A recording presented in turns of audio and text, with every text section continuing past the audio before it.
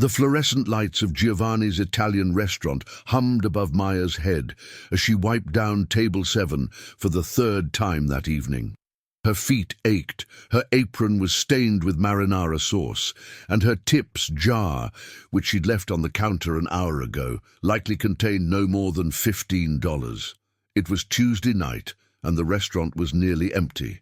She preferred it this way. Fewer witnesses to her clumsiness, fewer demands, fewer chances to mess up. Maya had worked at Giovanni's for almost 2 years. The owner, Mr. Rossi, was kind enough, but his restaurant occupied a strange space in Brooklyn, elegant enough to attract powerful people, yet modest enough to feel accessible.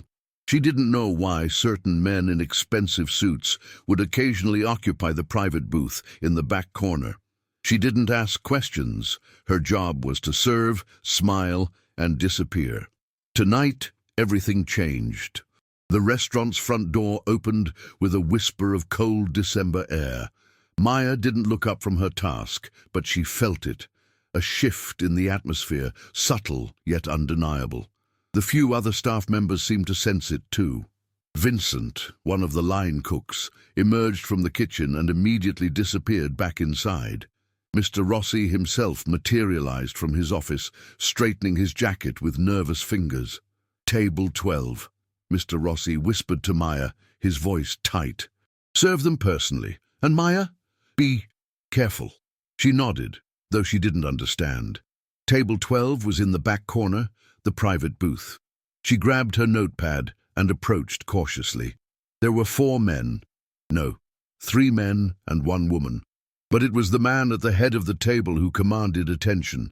He wore a charcoal suit, his dark hair was immaculately styled, and his eyes held the kind of coldness that came from seeing terrible things. His name, she would later learn, was Dominic Castellano. He was 34 years old, the patriarch of one of Brooklyn's most powerful families, and he had been raised in a world of crime and violence since childhood. Next to him sat a younger woman, perhaps in her late 20s, with kind eyes and expensive jewelry. She was holding the hand of a small boy, perhaps 6 years old, who was coloring on the paper tablecloth with crayons Mr. Rossi had provided. The boy's hair was dark like Dominic's, and they shared the same sharp features. His nephew, Maya, would learn. The woman was Dominic's sister, Isabella, and the boy was her son, Marco. "Good evening," Maya said, her voice steadier than she felt. "May I offer you something to drink?" Dominic's eyes, cold as ice moments before, flickered with something unreadable as he looked at her. "Water. Everyone." She noted the drink orders and turned to leave, but something made her pause. Little Marco was trying to color within the lines of a picture, his tongue poking out slightly in concentration. He was struggling with the corner of a lion's mane, the crayon slipping outside the border repeatedly. The frustration was building on his small face. Without thinking, without considering whom she was serving, Maya bent down slightly. "May I?" she asked the boy, gesturing to the crayon. Dominic's hand moved sharply, as if to stop her, but Isabella placed her hand on his arm, restraining him. It was a small gesture, but it revealed a dynamic. She had power with him, at least in this moment. "I have a trick," Maya continued, smiling at Marco. "You want to know it?" The boy nodded eagerly. Maya took a crayon and demonstrated how to use the edge of the table as a guide, showing Marco how to keep his hand steady. His face lit up with joy as he successfully colored a section perfectly. He looked up at Maya with a smile of pure triumph, and she felt something warm unfold in her chest. "You're a natural," she told him. "I think this lion is going to be the most beautiful one in the whole restaurant." She stood up and collected herself, aware of Dominic's intense gaze. She left to retrieve their drinks, her heart beating faster than it should have been. It was just a simple gesture, helping a child. Yet she sensed it meant something more in that private booth. When she returned with their waters, Marco was already showing Isabella and the other men his improved coloring. Dominic caught Maya's eye for just a moment. In that instant, something seemed to shift behind his cold exterior. Not warmth exactly, but perhaps a flicker of recognition. A small acknowledgement that she had seen his family, not his power, not his reputation, but simply his family, and she had treated his nephew with kindness. "Thank you," Isabella said warmly, and Dominic didn't contradict her. As the evening progressed, Maya served them carefully. She noted that the men discussed business in quiet tones. She caught fragments about shipments and negotiations, but whenever Marco needed attention, the entire table seemed to soften. Dominic's sister, Isabella, was protective of the boy, but more than once, Maya observed Dominic watching his nephew with an expression that didn't match the dangerous reputation she suspected he carried. When the family finally left, Marco hugged his colored lion picture to his chest. He looked back at Maya one last time, waved and called out, "Bye, Miss Pretty." Isabella smiled warmly, squeezed Maya's hand briefly, and whispered, "Thank you. You have no idea what you did tonight." Dominic emerged last from the booth. For a moment the two of them stood face to face. He was tall, imposing, and his suit probably cost more than Maya made in 3 months. But his eyes, they weren't cold anymore. They were considering, evaluating. He reached into his jacket, withdrew a small card, and placed it on the hostess stand without a word. Then he turned and followed his family out into the night. Maya picked up the card with trembling fingers.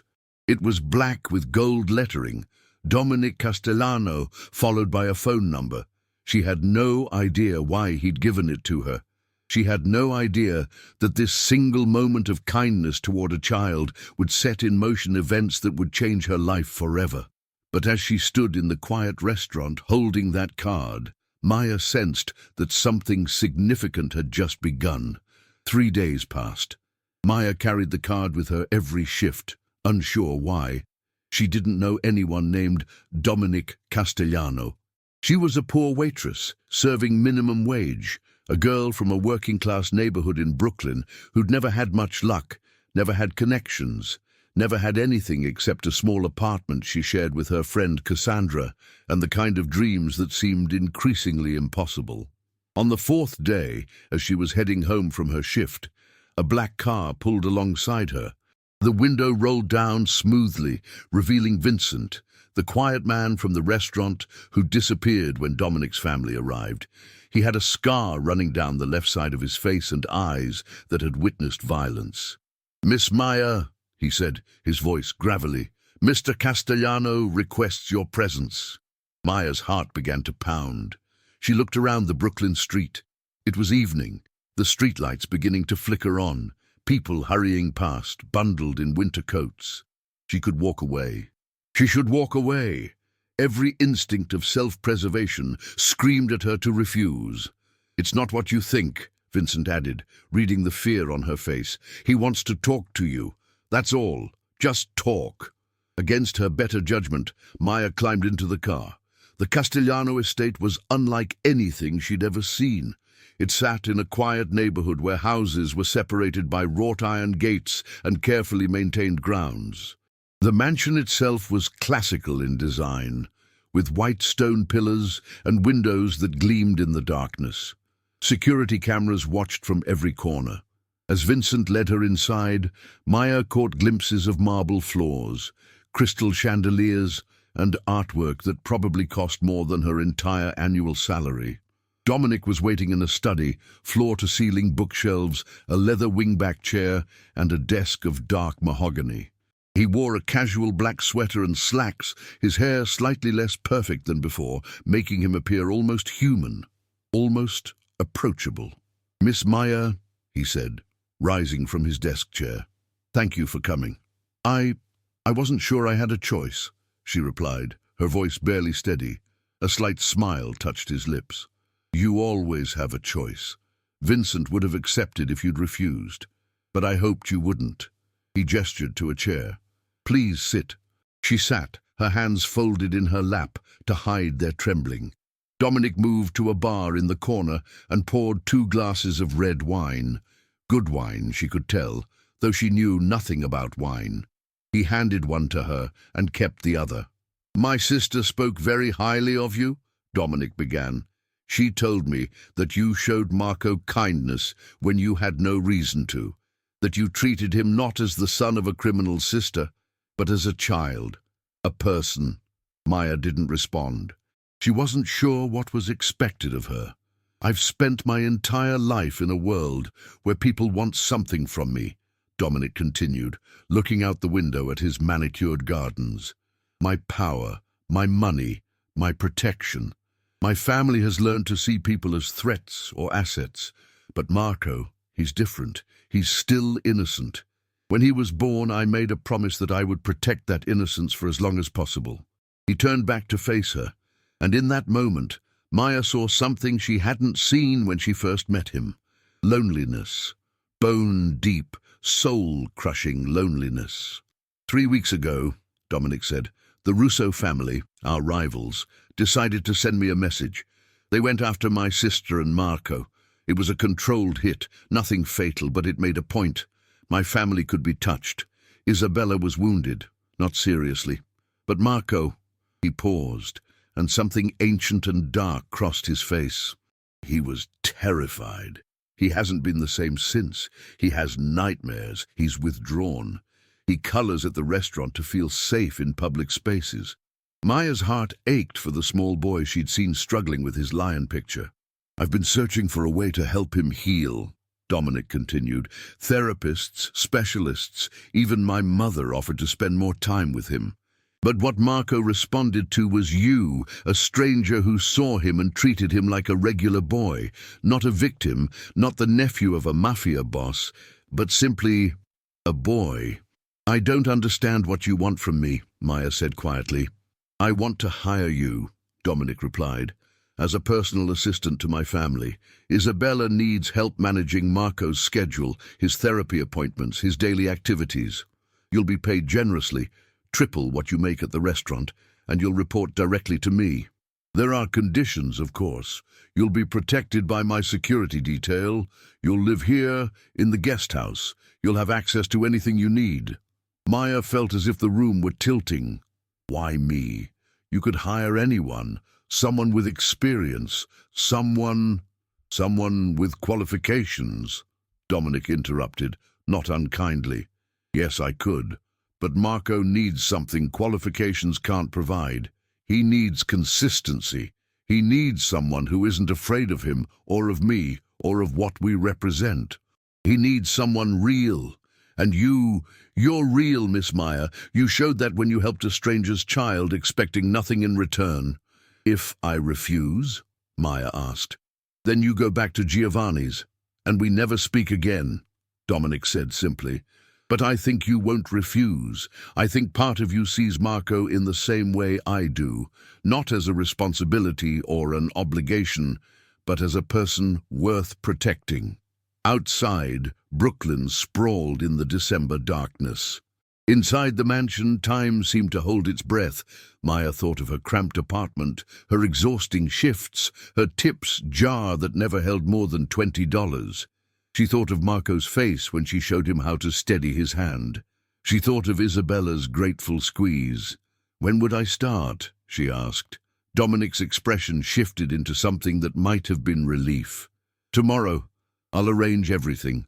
And as Vincent drove her back to her apartment that night, Maya held the wine glass Dominic had given her. She was terrified, thrilled, and confused. She was entering a world she didn't understand, one that was dangerous and dark. But she kept seeing Marco's small face, kept hearing him call her Miss Pretty, kept feeling the warmth in Isabella's grateful eyes. She had no idea that she was about to become the catalyst for Dominic Castellano's transformation, or that the journey would test everything she believed about morality, loyalty, and redemption. 6 weeks into her employment, Maya had settled into a routine that would have seemed impossible just months before. She lived in the guest house on the Castellano estate, a beautiful cottage with 3 bedrooms, a modern kitchen, and floor-to-ceiling windows overlooking the gardens. She woke early each morning to prepare Marco's breakfast. He preferred waffles with blueberries and helped Isabella get him ready for school. She attended his therapy appointments, sat with him when the nightmares came, and slowly, carefully, helped him begin to heal. The estate itself was a strange place. During the day it seemed almost normal. Groundskeepers tended the gardens. Staff moved quietly through the mansion. But at night, Maya became aware of security protocols, of armed men in shadows, of the constant vigilance that came with Dominic's world. She tried not to ask questions. She tried not to think too deeply about what Dominic actually did for a living. But she was beginning to develop feelings for him, and it terrified her. It started small. Dominic would join her and Marco for breakfast sometimes, abandoning his paperwork to listen to his nephew's excited chatter about school. He'd watch her with Marco's nightmares, never interfering, but present in a quiet way that spoke to a tenderness she didn't think he was capable of. Once, she'd caught him reading a children's book to Marco in Italian, his hard face softened by the lamplight. "You love him very much," she'd said afterward, and he'd looked at her with something raw in his eyes. "I love him because he represents what I can never have," Dominic had replied. Innocence. The possibility of being good without compromise. Then came the night that changed everything. It was a Thursday in February. Marco had a fever and was sleeping restlessly in his bedroom. Maya was sitting with him when she heard raised voices downstairs. She was accustomed to Dominic's business associates visiting at odd hours, but these voices carried a different quality. Anger mixed with panic. She left Marco with the house monitor, a device that would alert her if he stirred, and went downstairs. She found Dominic in his study with 3 men. They fell silent when she entered, and Dominic's face hardened. "This room is private," he said coldly. "Marco is sick," Maya replied, her own voice steady despite her racing heart. "He needs medicine and monitoring. I need to know if I should call a doctor." "You should go back," one of the men began, but Dominic held up a hand. "Miss Maya knows better than to repeat anything she hears in this house," he said. It wasn't a threat exactly, but it was close. "What happened?" he asked his men. "The Russo family hit one of our warehouses on the waterfront," a man named Carlo reported grimly. "The shipment of goods was destroyed. More importantly, they executed 3 of our men, and they left a message." He placed a photograph on the desk. Even from where she stood, Maya could see it showed Marco's school. Her blood went cold. "The message was simple," Carlo continued. "The boy is vulnerable. They can reach him whenever they want. They're escalating." Dominic's expression became something inhuman. "Double the security around the estate. Postmen at Marco's school. I want every Russo operation monitored." "Dominic," Maya interrupted, then immediately regretted it. All 3 men turned to stare at her. But she pushed forward anyway. "If you respond with violence, it escalates further. The Russos are trying to provoke you. You told Marco that courage means protecting what you love by being smart, not by being angry." Dominic stared at her. "You've been listening to my conversations with Marco." "I've been present when you talk to him," Maya corrected. "There's a difference. You teach him that being strong doesn't mean always fighting back. You teach him that sometimes the strongest thing you can do is think, instead of react." She took a breath. "If you become like them, if you prove that the threat works and makes you violent and irrational, then Marco loses his hero. And you lose the one thing you've been trying to preserve, his innocence and your own capacity for something better." The silence in the room was absolute. "Get out," Dominic said finally, but he was looking at his men, not at Maya. "All of you, and Carlo, contact the Russo family. Tell them we're willing to discuss terms." After the men left, shocked by the order, Dominic and Maya stood alone in the study. "You put yourself at risk speaking like that," he said quietly. "In my world, people who contradict me often regret it." "Then your world is broken," Maya replied. She was shaking, but she didn't look away. "I've known for weeks that you're not a good man in traditional terms. You hurt people. You're violent. You're powerful in ways that corrupt and destroy. But you've also been trying, slowly, quietly, but genuinely trying, to be better. For Marco, for your sister, and tonight you almost threw that away. Why do you care?" Dominic asked, and the question sounded genuinely puzzled, as if the concept of someone caring about his redemption was foreign to him. "Because I see you," Maya said simply, "just like I saw Marco, and I believe in the person you're trying to become." Dominic crossed the room slowly. He reached out and touched her face, his thumb tracing her cheekbone with surprising gentleness. "You're going to ruin me," he whispered. "If you stay, if you believe in me, if you look at me like I'm capable of being better, you're going to make me want things I shouldn't want, and that will make me vulnerable in ways that will get people killed. Or," Maya said, leaning into his touch, "it might save people instead. It's not too late to be something other than what they made you be." He kissed her then, and it felt like both an ending and a beginning, a farewell to the man he had been, and a tentative reaching toward someone different. Upstairs, Marco slept peacefully, his fever breaking. Downstairs, in the study lined with dark mahogany and shadows, a crime boss and a waitress chose redemption over revenge, connection over control. The Russo situation would be resolved through negotiation and careful strategy, a way that protected Marco without destroying the fragile peace that could exist between families. It was a decision that would cost Dominic respect in his world, but it purchased him something infinitely more valuable, the approval of the person he was increasingly desperate to become. 3 months later, the Castellano estate hosted a celebration that no one could have predicted. Marco's 8th birthday party had become a small gathering that existed in a strange space between two worlds. There were members of the criminal underworld, certainly, men with scars and dangerous eyes. But there were also Marco's friends from school, his teacher, and members of the community center where he'd started taking art classes.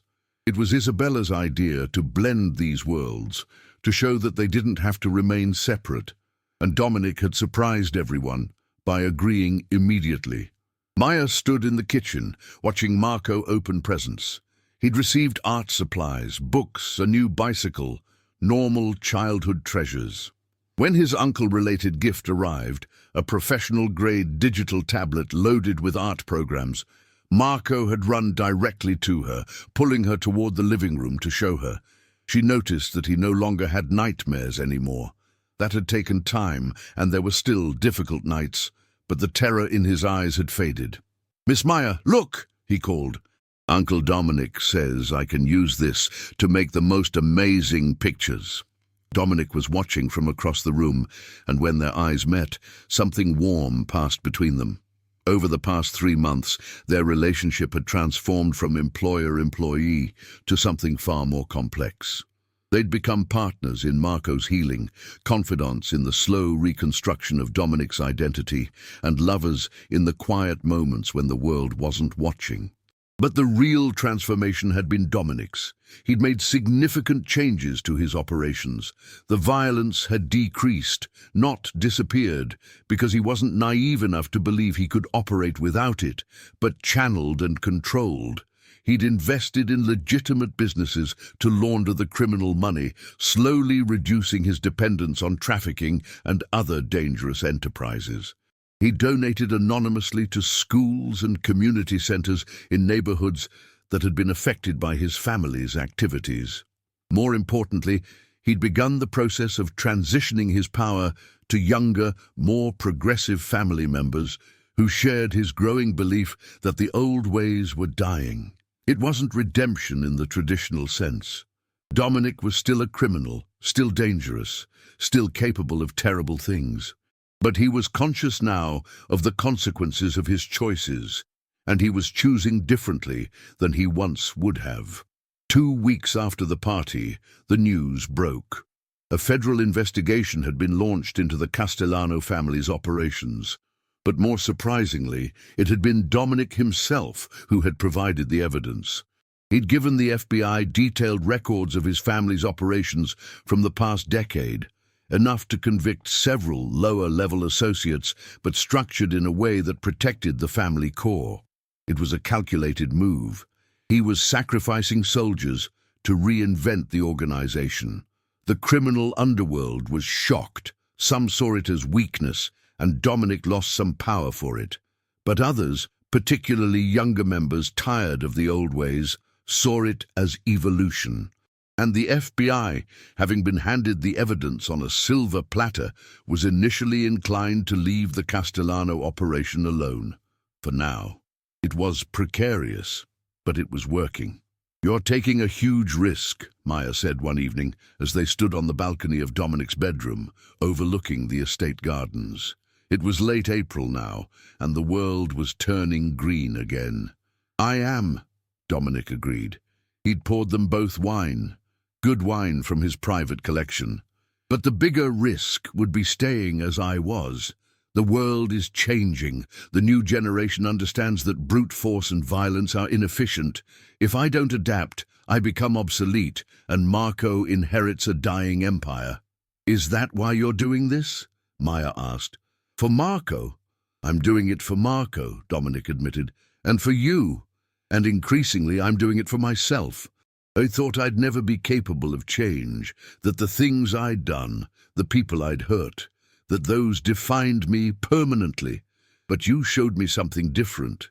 You showed me that looking at a person and seeing not what they are, but what they could be, that has power." He turned to her, setting down his wineglass. "I want to ask you something, and I want you to understand that I'm not asking as Dominic Castellano, the crime boss who can make your life infinitely easier or infinitely harder. I'm asking as Dominic, the man who's trying to become something better, so you can say no without any consequences except my disappointment." He withdrew a small velvet box from his pocket. "Marry me," he said. "Not for safety, not for security, not because of the world I come from. Marry me because I love you, because you see me, really see me, and you believe I can be better. Marry me because I want to build a life where Marco grows up believing that redemption is possible for anyone who's willing to fight for it." Maya was crying before she understood why. She thought of the poor waitress she'd been, of the cramped apartment and the exhausting shifts. She thought of the moment she'd handed the card back to the restaurant counter, never thinking it would lead anywhere. She thought of Marco, of Isabella, of the strange, complicated, damaged man in front of her who was willing to rebuild his entire life for the possibility of being good. "Yes," she said. "Yes, I'll marry you." The wedding, 6 months later, was held in the Castellano Gardens. It was small, family only, which included Marco as the ring-bearer. The ceremony was performed by a priest who knew of Dominic's nature but chose to believe in redemption anyway. When Dominic kissed his bride, the entire Castellano family erupted in cheers, including the security personnel watching discreetly from the perimeter. In the months that followed, life did not become easy. Dominic remained a complicated man in a complicated world. There were still threats, still violence, still moral ambiguities that Maya had to navigate. But there was also genuine change. The shipments that used to contain human trafficking victims were eliminated from the operation. The criminal enterprises that remained were managed with less brutality and more business acumen. And most importantly, there was love, real, difficult, transformative love. 1 year after the wedding, as Maya stood in the garden watching Marco create artwork on his digital tablet, Dominic came to stand beside her. In his hand was a photograph taken at Marco's birthday party, the moment when everything had begun to shift. In it, you could see Marco's emerging joy, Isabella's relieved smile, and if you looked closely at the corner of the frame, you could see Dominic's face beginning to soften. "A waitress defended my family," Dominic said, repeating words he'd spoken to her many times. "And in doing so, she changed everything. She changed me." "You changed yourself," Maya corrected, taking his hand. "I just showed you that you could." Together they watched their nephew, who would grow up knowing both the darkness and the light of his uncle's transformation, create something beautiful. And in that moment, in that garden, the redemption was complete. Not perfect, not easy, but real. The poor waitress had defended the Mafia boss's family, and in doing so, she'd saved his soul.